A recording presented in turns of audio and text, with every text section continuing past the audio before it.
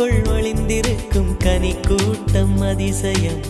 வண்ணத்து பூச்சி உடம்பில் ஓவியங்கள் அதிசயம். துளை செல்லும் காற்று மெல்லிசையாதல் அதிசயம். குருநாதர் இல்லாத குயில் பாட்டு அதிசயம். அதிசயமே அசந்து போகும் நீ எந்த அதிசயம். கல் தோன்றி மண் தோன்றி கடல் தோன்றும் முன்னாலே